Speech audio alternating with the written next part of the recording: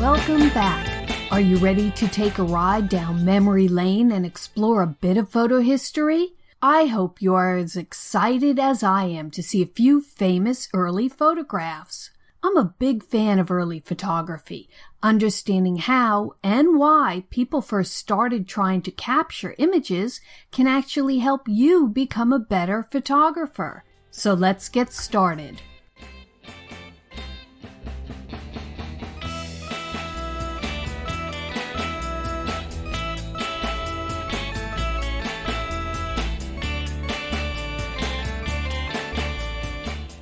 A French man, Joseph Nips, created the first known surviving photograph around 1827. It's called View from the Window at Le Gras. I know it doesn't even look very sharp, or even in focus. Okay, maybe some of you are thinking, I can barely see it. Nevertheless, you have to give the guy lots of credit. Trying to figure out the process of creating a photograph wasn't so easy, and I'm sure almost everyone has had the experience of when you first try something, it doesn't always come out perfect, sometimes not even close. Photography was like that. It took quite a while to invent the process of creating a permanent image.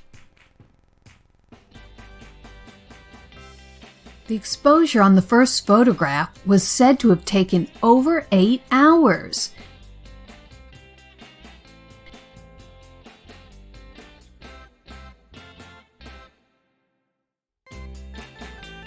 Exposure is the time it takes enough light to enter into your camera to capture an image. If we don't get enough light, we end up with a photo that is too dark. It's underexposed. Too much light and our photo comes out too bright. It's overexposed.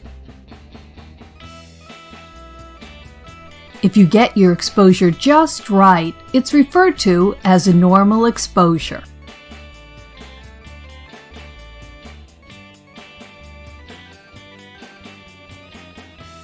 So can you imagine that this first photograph took 8 hours to capture? That's a long time for an exposure. Imagine getting up and going to school all day and coming home and still your camera hasn't finished taking a picture. Consider if you had to wait that long for each photograph you took. Do you think it would change how many pictures you take?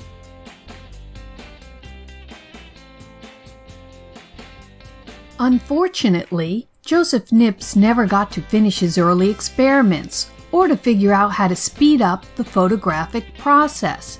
He died in 1833, but lucky for him, there was someone who continued his work, Louis Daguerre. In 1839, Daguerre announced his process of creating images. This process became known as a daguerreotype, a long word, obviously named for the man who invented it. The exposure of a daguerreotype was still slow. They took a few minutes, which is better than waiting a few hours like the first photograph.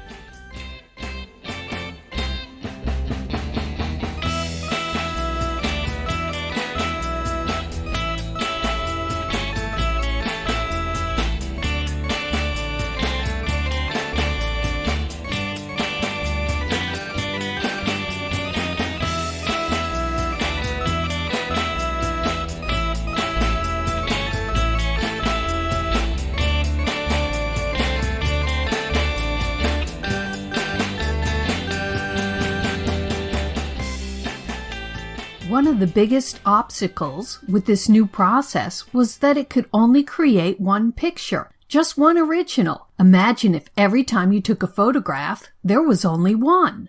What if you wanted to show it to someone? You had to bring it to them. No email, no Facebook. Can you imagine how precious each photograph was? They were also expensive to make, so not everyone could afford to have a photograph made. Wow, have things changed. Now we can create endless copies of an original photograph. Not only has technology changed, but maybe how we feel about a photograph has also changed. Ask yourself this question. When you only have one of something, do you feel differently than when you have 2, 3, or 4 of something? Or even an endless supply? Do you cherish it as much if you have more than one?